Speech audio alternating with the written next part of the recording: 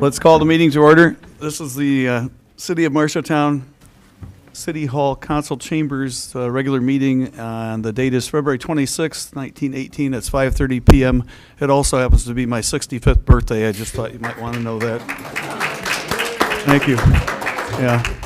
Just not exactly the idea I would have had for how to celebrate a 65th birthday, but we'll give it a try. Notice to public. The mayor and city council welcome comment from the public during discussion of any of the agenda items. You are required to step up to the microphone, state your name and address for the record, and to limit the time used to present your remarks to 3 minutes or less so that others may be given an opportunity to speak as well. All speakers should speak clearly and direct their comments to the mayor and city council and not to any specific individual councilor. And that's by our bylaws. Specifically, it is at the discretion of the mayor and the council to respond to specific questions and comments or to have staff respond during the meeting. We are called to order. For those who are able, please stand and join me in the Pledge of Allegiance. I pledge allegiance to the flag of the United States of America and to the republic for which it stands, one nation, under God, indivisible, with liberty and justice for all.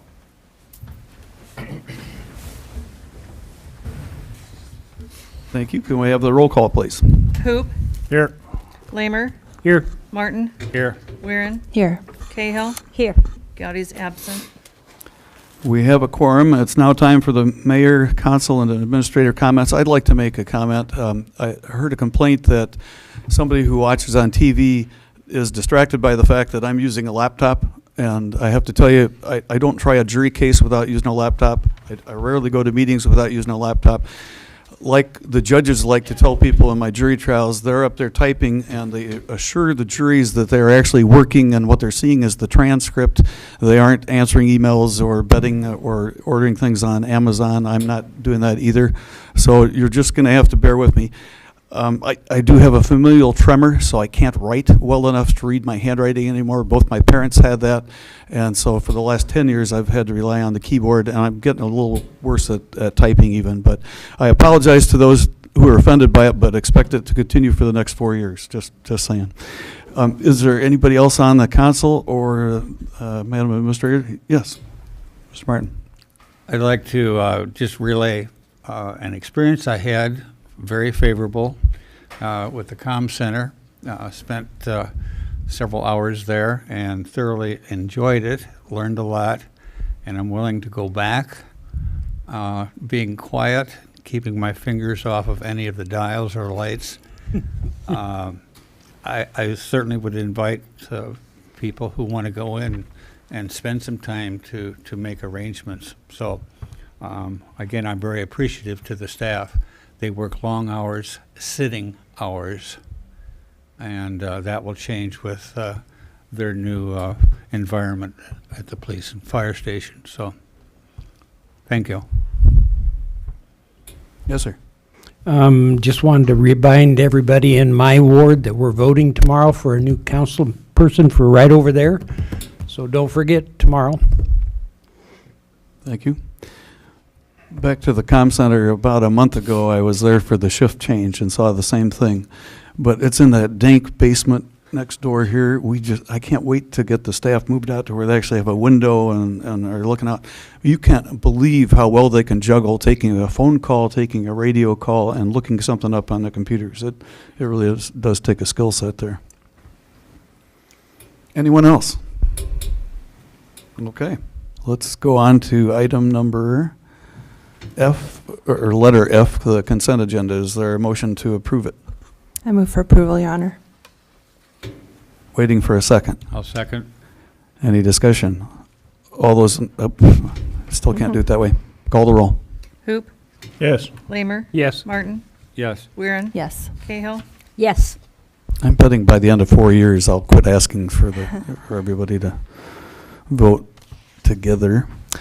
Would you read the consent agenda then, please, Madam Clerk? Approve the council meeting minutes for February 12th. Approve the bill list in the amount of $822,657.11. Appoint Dustin Wright to the Municipal Art Gallery at the Fisher Center. Receipt of the Civil Service hire list, Police Sergeant promotional list. Approve December financial statements. Resolution adopting the records retention schedule produced by the Iowa League of Cities, State Historical Society of Iowa, State Archives and Records Bureau, and Iowa Municipal Finance Officers Association, dated October 2012. Resolution approving an underground electric line and equipment easement with Interstate Power and Light Company. And that would be the end. Thank you. On to G for resolutions. Resolution authorizing the purchase of property at 712 East Boone Street. I move for approval. Second. Any discussion? I keep forgetting also to ask if there have been any public comments turned into the clerk, or if anyone wants to make a public comment. No comments received. Thank you. And seeing no one rising, let's call the roll on this one. Martin, Yes. Weirin, Yes. Cahill, Yes. Hoop, Yes. Lamer, Yes. Carried. Good. Item G2. resolution approving one-time funding for the early hire of a police officer position in fiscal year 2018. Chief Tupper. Good evening, Mike Tupper, Marshalltown Police Department. There's a resolution in your packet regarding the hiring of an officer that would actually take us above our budgeted authorized strength, but it's necessary to make this hire to help us with some anticipated retirements. This calendar year, we're going to have 4 people retire. So it's a big deal, and we're also going to have 2 officers that we know of that are going to be deployed with their military units for a year. So we're trying to avoid being shorthanded through the summer and fall months, and this resolution, if approved, will allow us to hire one person, send them to the academy in April, and hopefully get them at least through a good portion of their field training before retirement in September. Be happy to answer any questions. I don't think I've got a motion on that yet, did I? No. I move for approval, Your Honor. Is there a second? I'll second. Any other discussion? Any public comments through the clerk's office? No, Your Your Honor. Honor. How do we set up the payment? It isn't all at once, is it? It's a What do you mean the payment? payment for the early death for the guy to come. We were putting the money out there in front for the guy if they would come and apply. Oh, for a certified officer? Yeah, but we only have one person left on the hiring list. Okay. And they're not certified. Oh, okay. So we'll have to send them to the Law Enforcement Academy, and so Okay. there won't be a bonus due that person. Okay. Thanks. Thank you. Any other questions? Any comments? Call the roll, please. Weirin, Yes. Cahill, Yes. Hoop, Yes. Lamer, Yes. Martin. Yes. Carried. Good. Next item. Resolution approving codification agreement with American Legal Publishing Corporation. I move for approval. Is there a second? Second. Any discussion? Just to offer a quick explanation, this is the agreement with the company to basically recodify our ordinances, and part of this agreement would be for them to host them in an online database that would have everything readily accessible on our website. This is something that we've talked about doing once the website was up and going, so that our ordinances will be easily accessible and easy to search. You would just be able to enter in a term and go from there. This is probably not the last we talk of this, just because I think we're going to want to do a comprehensive review of everything we have. So there will probably be additional discussions at council meetings as we go through that 6 to 9 month process. So it's going to take a while, but we'll get there. Does this have to be done by a certified firm or something, as opposed to a group? It doesn't. We've traditionally done this in-house, and I think there's some things that have been kind of missing along the way, or things not brought together in one whole area. That's something that I think this tries to bring everything together. They're going to go through and make recommendations on places where we have conflicts with state code, or where we might be missing something, or where we're not the most up to date. But I do think there is an internal component, and I've talked with our department head team about that. For those ordinances that we tend to use most ourselves, what are those things that we would like to see change, so that we can at least have those suggestions readily available then to the firm once they start that level of review. Any comments received from the public through the clerk's office? No, Your Honor. Any public comment? Let's call the roll. Cahill, Yes. Hoop, No. Lamer, Yes. Martin, Yes. Weirin. Yes. Carried on to item G4. Resolution amending the agreement with Bolton and Mank for the Highway 14 corridor study to add wayfinding to the scope of work. Is there a motion? I move for approval. Any second? Second. Any public comments received through the clerk's office? No, Your Honor.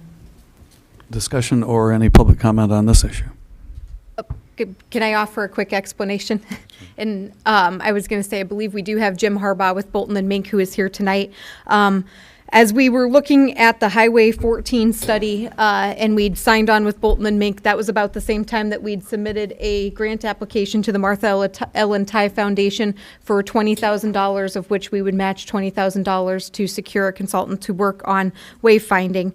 At that point in time, when we applied for the grant, we didn't quite yet know that it was going to be Bolton and Mink who would be doing the Highway 14 work. After they got that work, we looked back at what they had done with the Parks and Rec Master Plan and making some recommendations for wayfinding, as well as then looking at sort of that wayfinding component that was in the Highway 14 study. And that's when we'd had a steering committee that had come up with a sketch of a scope of work. And basically we're able to utilize a consultant that's done some study of wayfinding in our community, to combine it with an existing contract to find some cost savings with utilizing meetings for dual purposes and other things. So we got the grant? Yes, I apologize. We did get the grant from the Ty Foundation. Yes, sorry about that. I just had one comment. You sent us a copy of the people that's on this committee. I would recommend that the mayor take a look at the committee, and maybe it's going to be a pretty big issue with Highway 14, and I'd like to see at least one or maybe two council people on that committee too. Everybody else is represented in the city except us. We're represented by staff, but I think it would be it's to our benefit to have a couple council people on there too. And I will say, Councilmember Cahill is on that group as the first ward representative. A majority of the corridor is there, but that's something that certainly we can talk about. Just so you understand, there will be a separate steering committee for the wayfinding portion, which includes a lot of the stakeholders like the Iowa Veterans Home, the school district, the YMCA, MCBD, and there's more, the airport and a few others that I know that I'm forgetting right now, who will sort of be that group that helps guide that process outside of staff. Okay. I heard Councilman Lamer volunteer to be on did that too. committee. I did too. Which one, wayfinding or Highway 14? Highway 14. I have a comment. I feel that we're spending lots and lots of money on surveys and outside people doing things that you just named off a committee. I guess I don't know why they couldn't do that sort of work. They're qualified to this wayfinding. We just keep spending money on these surveys, and I think there's qualified people in town that could do those.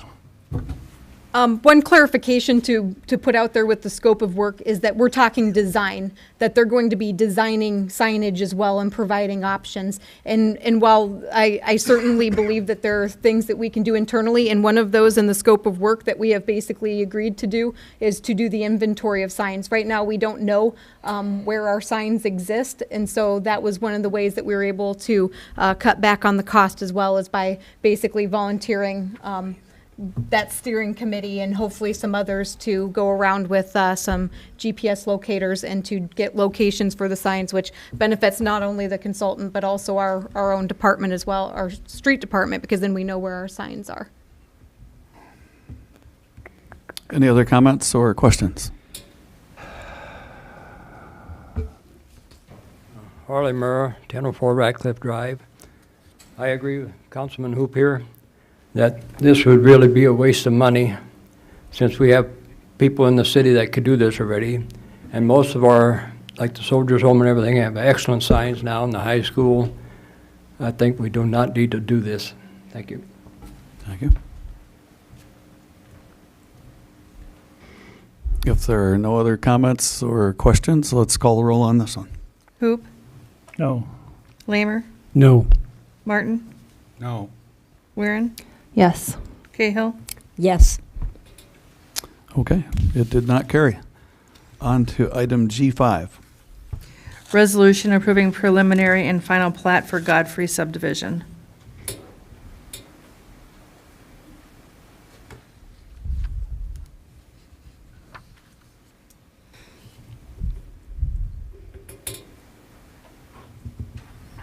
You want me to go ahead and start? Okay, Michelle Sponheimer, Housing Community Development Director. This is a preliminary and final plat for Godfrey subdivision. Let me see if I can rotate this the right way for you. This is the BP station out on Iowa Avenue and 18th. We're doing, it's in a planned commercial zoning district, which requires a preliminary and final plat, even when we have a single lot split. And so in this case, that's what we have. The BP station is being split off as Lot 1. You can kind of see that lot right here from the remaining rest of the parcel, which will become Lot 2. And so the Planning Commission did review this. We have included in the information easements related to the septic easement and agreements that correspond with that into the sign, which is located on here, since those would be on the parcel 2, the separate from the station itself. And so those agreements were something that were discussed at the Planning Commission level about what happens if, for example, the septic tank fails, that they be able to either repair, reconstruct, or connect if sewer is available, which is a state code requirement, actually. And then same thing kind of related to the sign. So after getting everything together late last week, we do recommend approval of this, and it has been reviewed by council. I'd solicit a motion to approve it. I move for approval. A second. Any public comments received? No, Your Honor. Any questions or comments? It's Monty Eaton, 2468 Reed Avenue.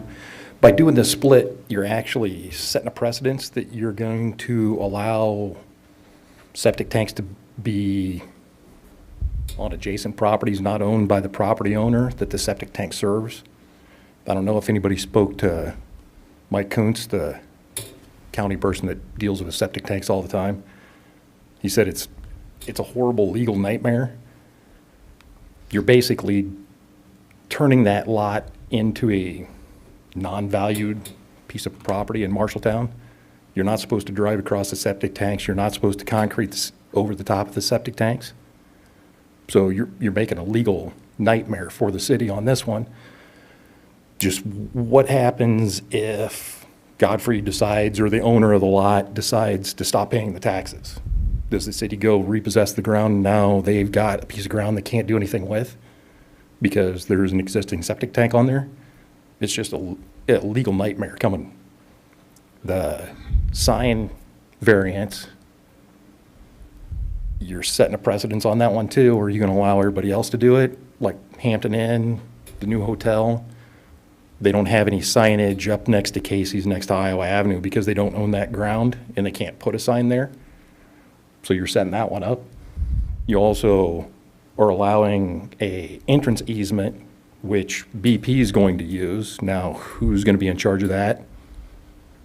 There's just tons of legal nightmares on that one.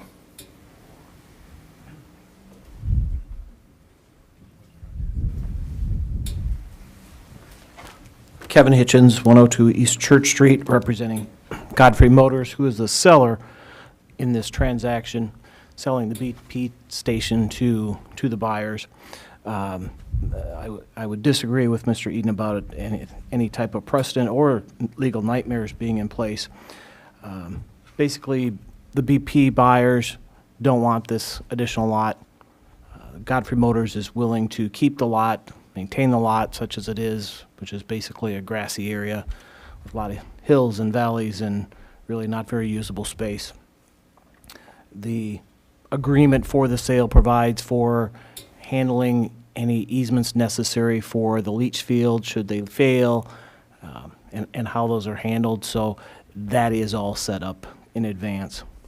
The signage, that is grandfathered in by the fact the sign is in existence. If they would try and replace that sign, they're not going to be able to do it. They understand that. They would have to come back to the city, whatever level they were needed at that time, and they understand that. They have no plans to enlarge it. The location of that sign is the key thing for them. The entrance easement, both properties have plenty of access.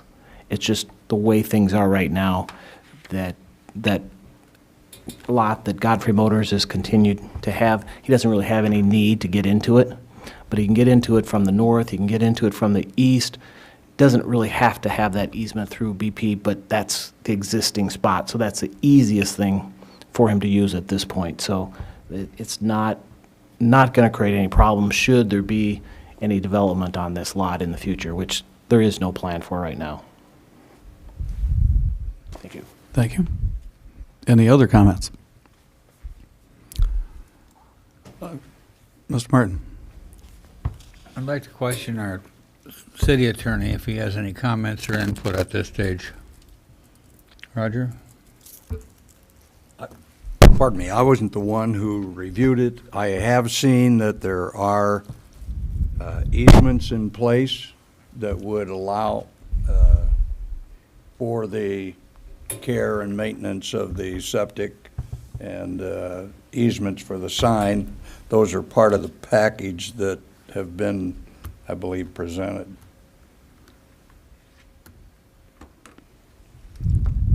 I wasn't asked to review it myself. No. This went through Lynch Dallas. In looking at it, I didn't see a problem with it. Come again? This went through Lynch Dallas for further review. Understood. Yeah. And Okay. I know Michelle was in close contact with the attorneys there on this one.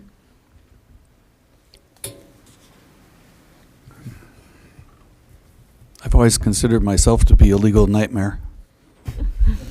I will just note, too, that I did speak with John Kuntz, the county sanitarian, as well about the issue, and he received a copy of the easement agreement for consideration as well.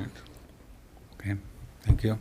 Any other questions or comments? And I'm having a senior moment because I can't remember if we've had a motion and a second on this one yet or not. We did. Good, thanks. Let's call the roll. Hoop, Yes. Lamer, Yes. Martin, Yes. Weirin, Yes. Cahill, Yes.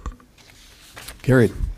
On to Category H ordinances. H1.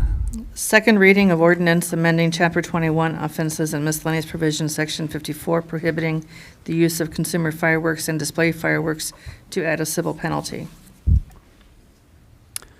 Second reading. I'd move to approve. I'll second.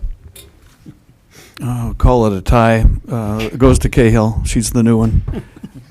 Any discussion? Any public comments received by the clerk's office? No, Your Honor. Any public comments? Let's call the roll. Hoop, Yes. Lamer, Yes. Martin, Yes. Weirin, Yes. Cahill. Yes. Has carried. On to the next item is discussion, and the first category is number 11, it looks like. Request to purchase alley adjacent to 706 and, it should be 706 and 708 East Boone Street. Good evening, Justin Nickel, Public Works Director. Last year, I had a request from the owners at 706 and 708 to abandon or to vacate the alley and sell it to them for use as private property. I let it slip off my radar for a while, but the homeowners called me again last month and put it back on my radar.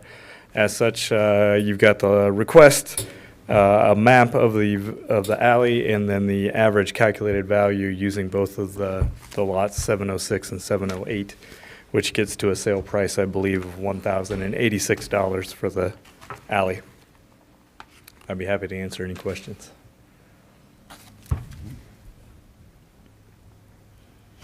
Looks like you're off the hook. Thank you.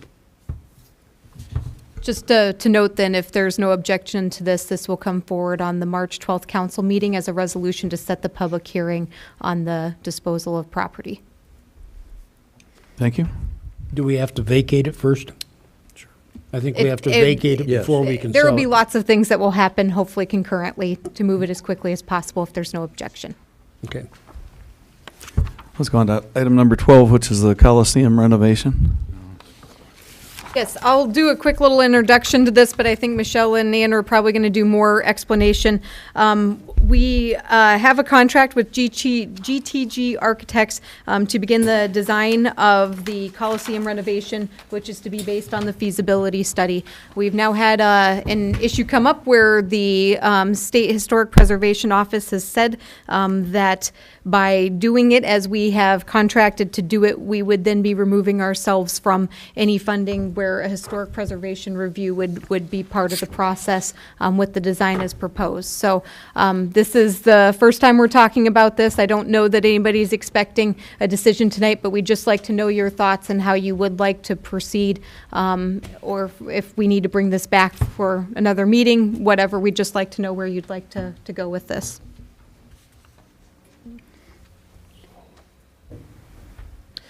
Yeah, so Michelle Sponheimer, Housing Community Development Director.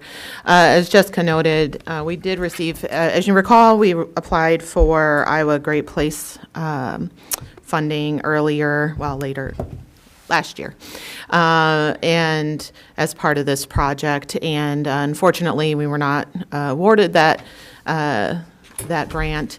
Some of the comments that we did receive back just recently from the Great Places Committee through the State Historical Preservation Office, or SHPO, as we refer to it, was that any use of federal or state funding, such as the Great Places or some of the CDBG funding, facilities funds, things like that, typically are going to require what we call Section 106 historic review. And so that's something that the State Historical Preservation Office reviews your plans. They look to see if there is basically impact to a historically significant structure. Of course, we know that the Coliseum is a historically significant structure. It's a key contributing building within our district. And so based on that, we did have representatives from the SHPO office that came here and walked through the building with us. They felt that they could not issue, if required to do a full review, they could not issue a statement of no impact, and that our designs should incorporate what they call the Secretary of Interior design standards in any plans. So in order to secure some of those funds that we may go after for a project like this. I know it gets kind of convoluted when we're talking about all these different agencies, but what it really comes down to is in order to utilize many of those outside sources, state and federal, we're going to have to look at this project a little differently than what we did with the feasibility study because of some of those key historic components, including things like the stage area or the balcony or the entranceway and even what we call the blue room. Some of those features are things that the representatives from the SHPO office noted as impactful. So we have options, but we felt as staff level that these were probably options that were more suited for some discussion of the council and thought given to them as to how you want to proceed.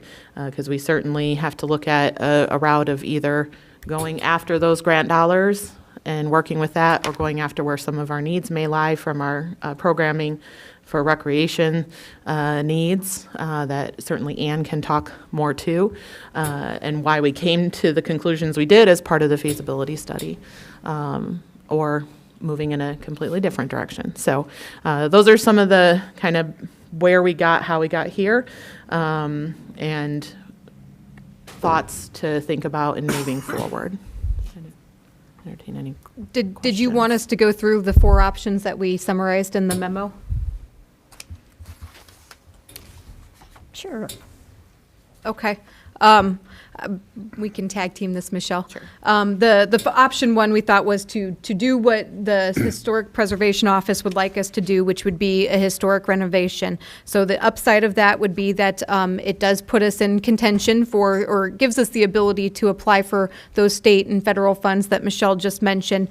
What we would need to do, if that was the route to proceed, we need to do a contract amendment with GTG, as it would basically be a redesign, because we'd have to keep the stage, keep the balcony, keep the blue room. And so we're talking about then probably limiting what the space looks like and how the space could be used with a finished project, but still completing some major ADA requirements and ADA accessibility remedies to current issues, and finishing out that second story space, which is currently unusable in its current area. Option 2, do you want? Sure. I mean, this goes towards, based on the feasibility study, the outline that we had, which included maximizing the open space for gym space and renovation of the 2-story portion of the building, which includes the blue room and then the upstairs.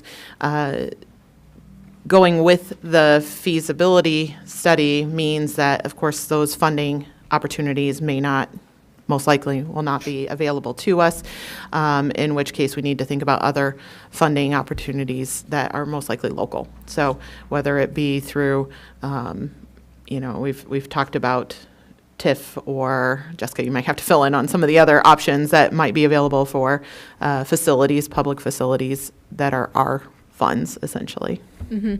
I mean, yeah, one of the things as we've gone through the budget process, there is local option sales tax fund balance that's council designated, where that could be something that you would designate there in place of TIF or general obligation bonds or anything else. There may be small grants that we might be able to go after for some of the things that Ann has maybe secured in the past related to wellness and recreation that may not tie to those SHPO, but any of the large hundreds of $1,000 type of things are going to most likely be tied to that. Do you want to talk about the third option? Can I ask a question about that option, please? So option 2, does that impact the rest of our historic district at all if we were to go away from historic preservation of that building? Since it's called a key contributing historic building. Right. So my understanding, and this doesn't necessarily make sense. I'm not going to argue that this makes sense, but if you're not using state or federal dollars in a project, you can impact a historic building. And does it have an impact on your overall district?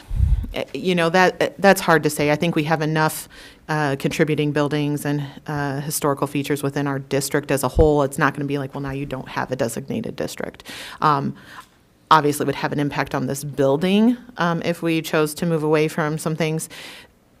Still, the state may say, if we want to do future things, this is still a historic building. As long as it stands, it's a historic building.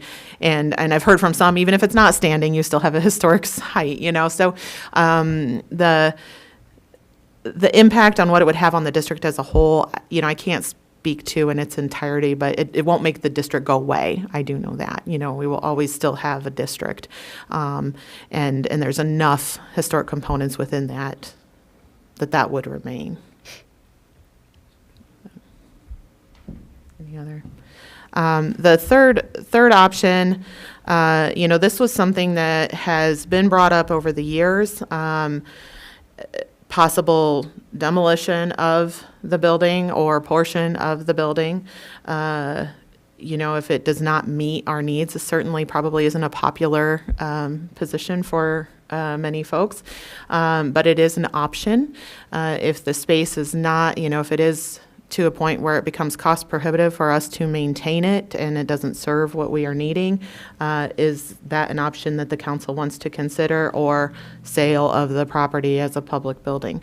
I think over the years, I've heard that, it's been approached, well, maybe some of our veterans organizations may have interest or not, and whether they have the funds and maintenance and needs, has, kind of up to each of those organizations, whether or not it's a project that any one of them might want to, take on, given that history.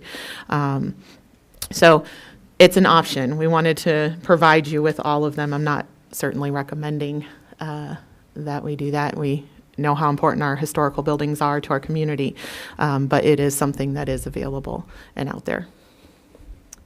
And option 4 is one that we felt needed to be mentioned too, which is to do nothing and to go with the status quo. That would involve looking at how we terminate our agreement with GTG, pay for work done or whatever our contract states with them specifically, and then figure out what to do with the building, knowing this information, and if there is anything to be done with the building. Obviously, that doesn't help what condition it's in currently, and it doesn't help for the space needs and the space demands that are currently there, but it certainly is an option as well. May I ask a question, please? Can you give an approximation of what grant dollars you thought might be available? Some of them that we were looking at, the Great Places, which we applied for, was $475,000. The CDBG Community Facilities Funds, I believe, is $800,000. But rare to see an award of $800,000. Right. These are maximums, and they're very competitive. So that is something to keep in mind, that these are very competitive rounds. We talked about the community attraction and tourism, CAT grants. I think that's still the name. Yeah. Not certain. I can't remember right offhand how much that one was. They're the last dollars in, but generally in the area of 10 to 20%. So potentially in that $400,000 range again. But again, they're the last dollars in. Certainly, we have, the resources with some of our local foundations that we would look to that don't have some of those same requirements. Main Street Challenge Grant was the other one that we had written down. $75,000. There may be some funding opportunities through the State Historic Preservation Office for planning and design grants if we were to go down that route. I don't know those dollar amounts offhand. Those are some of the big ones that we had identified early on as possibility. So, we were looking to try to maybe secure 50% or so at least through some of those funding sources. Because my next question was typically are you awarded more than one of those, and what would be the maximum that you would anticipate? So 50% of the total cost. Of the total project cost, right, okay. would kind of be, more What my you were outline hoping and goal. Most of those grants obviously have a matching dollar for dollar type of requirement to them. They want to see that you have a local contribution and match commitment to a project. So it's very rare to see a project like that entirely grant funded. So that's something, that we would always take into consideration. And they tend to I'll say kind of pile on each other. You know, once you have one, then it's more appealing to maybe another one to support it because they see the likelihood of a project being successful and, you know, being ready. And a lot of them do often say they want you to be at that shovel-ready point. That was one of the feedback or comments we got back from our Great Places as well, was that we really weren't probably there and ready yet with some of our stuff, so. Thanks, Michelle. Any other questions over? Can I make a comment, please? You may. We started into this process because we understood from Park and Rec that they needed more space and that the building is basically rented or used every day. And there are other people that want to use it and there's not space available in town. If we try to maintain the building as a historical building, we aren't gaining anything. If we go Route 1, we gain another basketball court, we gain a volleyball court, we gain some new restroom facilities on floors, and we actually gain some rooms that can be used for meetings, and I understand that's one of the reasons that the library wants to expand is they want to get more meeting rooms. Well, we have an opportunity here to add some of that to it. I don't like to see us just go away from this thing, but at the same point, I want to make sure that if we're going to spend some money, that we spend it on something that we would improve the building, would give us more space, and it would bring it up to date where we got some good use out of the building. With that being said, I'm not ready to fund 3.7 million or whatever it is today. I want to see that fire and police station done, and I want to see the two chiefs standing in front of the front door with a smile on their face, ready to open the door and go to work. And I would like to see that happen and be done before we take on this project, but that's just me. That's it. Thanks. Thank you. Anyone else? So it would be a while before we actually broke ground or did anything new over here. So there's a lot of planning that would lead up to that, and I would be open to at least continuing on with the planning part, because it's still going to be a while, and we're talking about a year probably before we could even do anything over there. That would mean the police and fire building is open. So, but I agree with you. I think it would be better to, I know we would be giving up grant funds, but I think it would be better to move on and find other ways to pay for it. Ms. Martin? I concur with your last statement. I'm really excited about the plans down the road for the renovation, complete renovation, because a lot of the space is unusable.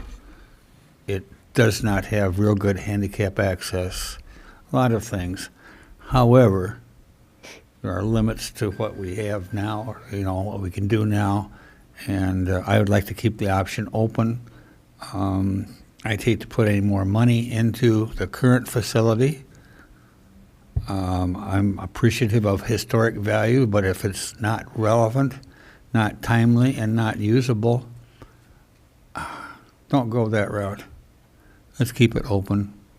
I'm for wanting a successful completion of the police and fire building, and then we can look further. It sure is taking shape. I drove past this weekend, and you can really tell where everything's going to be now. It's fun. Any other comments?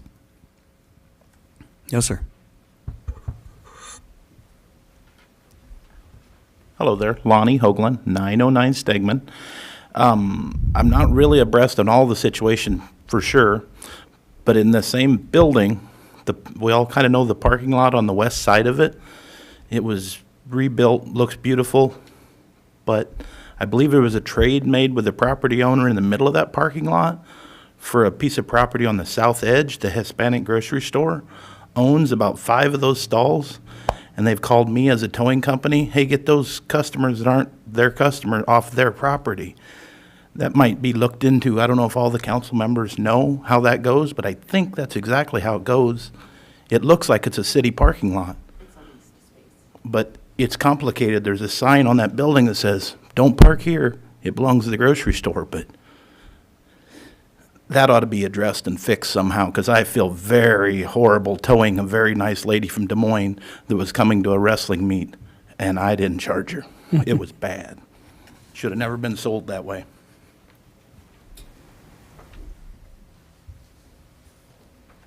Any other comments?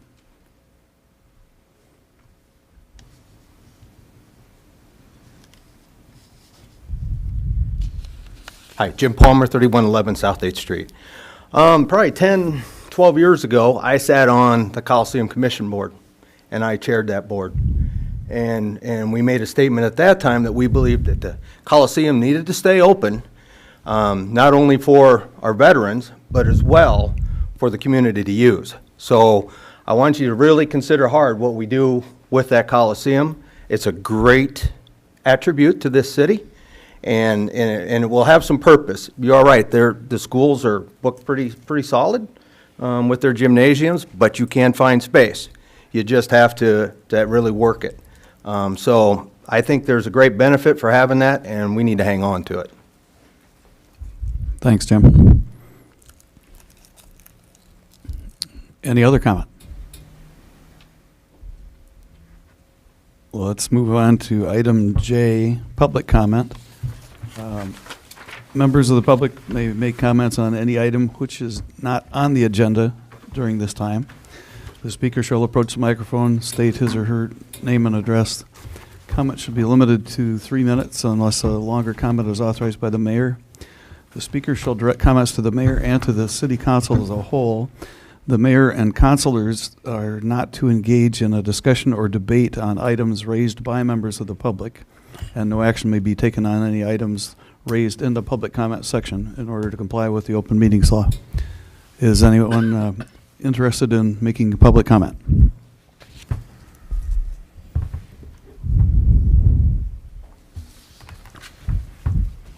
Garrett Goodman, 1711 South 4th Street.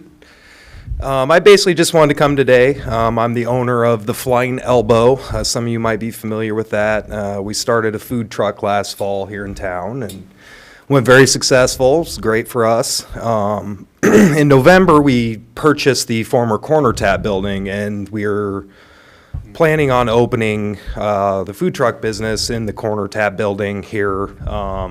End of March, we want to start doing soft openings, maybe early April, if it, it just depends on the process. I guess my intent today is just to kind of let the council know, let the city know.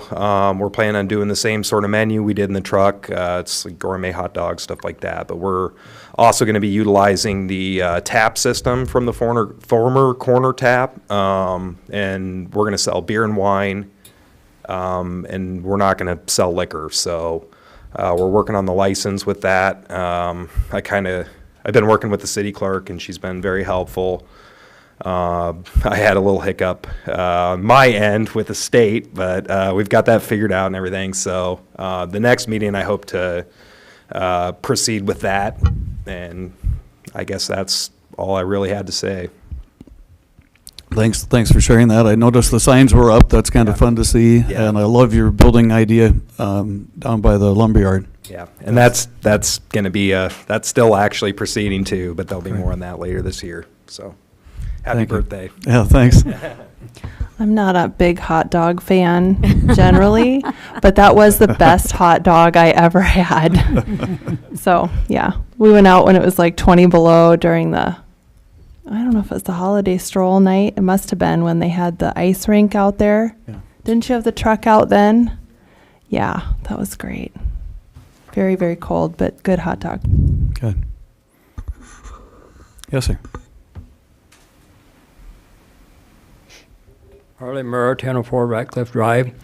I'd like the city street department to consider changing or widening 12th Avenue from Casey's along the fairground there. It's just a very narrow road, and all they would need to do is put a culvert extension in there, I think. And then as dirt became available, widen the shoulders out there. There's a lot of pedestrian traffic there from the halfway, residents in the halfway house. And it's a wonder we haven't had no major injury or accident in there yet. So I'd like the street department to consider doing that. Thank you. Thanks for that input.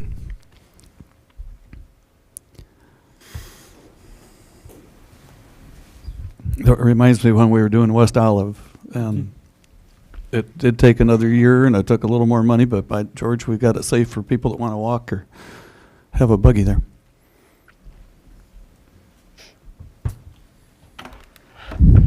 Hi, Jim Palmer again, 3111 South 8th Street. I'm just coming back up, boy, after hearing all that, I hate to bring this up again, but on the 14th, the city released their statement in regards to the 9/11 e-wages. And in that position, you state that things have been held firm for the past 2 years at $8.10, which are maxed out at that point. Ironically, the county just came out and let everybody know that they reduced the E911 fees. I think the city should be following in that process. I think as council members, but you have constituents that you are here representing, should also have that in your favor as well, and should be considering that. The budget isn't fully approved yet. You still have that opportunity to reduce it. I estimate the tax per thousand, because I haven't been given it yet. I have asked for it by email, and she hasn't had her time yet to send me an email. But it's somewhere between 73 and 78 cents per thousand, which could increase the tax burden to the citizens of $16.01 overall, if you add in all the other fees. I just want you to think about what this is also doing to your residents of the city, as we are one of the highest taxed cities per residents now. And I want you to think of what this is doing to companies that are here. I know of 2 right now that are considering leaving this community. They're considering it, because every time they turn around, we're having additional fees put on water bills. Okay? Example, stormwater runoff was your most recent. Affected some companies 3 times what they were paying. We told residents that theirs was going to go down. It went up for most of them I've talked to. It's easy, folks, to go out and talk. You come up here, whether you talk or are informed by your constituents, I don't know. I'm not in your shoes. I don't walk in your shoes. But I think it's important that you start visiting and holding your own little meetings within your ward to know what your people want. I'll be quite honest. I watch. I don't say a whole lot, but I am a business owner. And it's getting to the point where I have to start maybe making some of those decisions as well. I love this town. I've been here since 1978. Have never left. But this town's going in the wrong direction. We need to be more frugal with what we're doing. And we need to work harder as council members and the people within our community to help build this be better. I want you to please consider it. Thank you. Anyone else?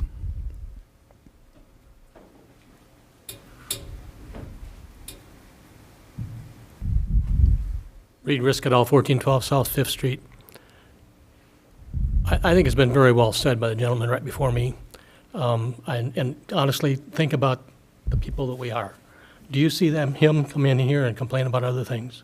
It's probably never occurred. Have you ever seen me do such a thing? It's never occurred. This particular instance kind of sticks in my craw pretty severely, mainly because it appears that we're not getting complete openness in what we're asking. And the simple relationship that I asked this back in June as this commission, 911 commission began, and I was told it would be handled in the budget process. Yeah, it's being handled in the budget process with a bulldozer. Is that appropriate? You folks represent us. We're just plain old-fashioned taxpayers. That's all we are. The money probably is not the biggest deal, but if the appearance of doing stuff in the dark, you aren't going to believe the amount of scrutiny that you're going to get on future things if you continue down this path. Thank you.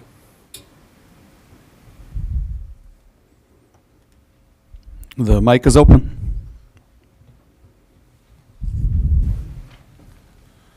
Lonnie Hoagland again, 909 Stegman. Just throw my 2 cents worth in on the stormwater runoff. I operate Hoagland Auto Plaza. We only have a septic tank there. We have no sewer system. Works perfect, works great. Our water bill went from approximately $40 to $60 to almost $1,000. And I just had to absorb it and smile and like it. I didn't like it, but I stayed smiling.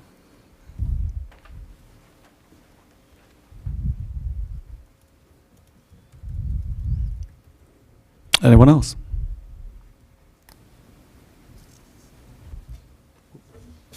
We are adjourned, and it is 6:26.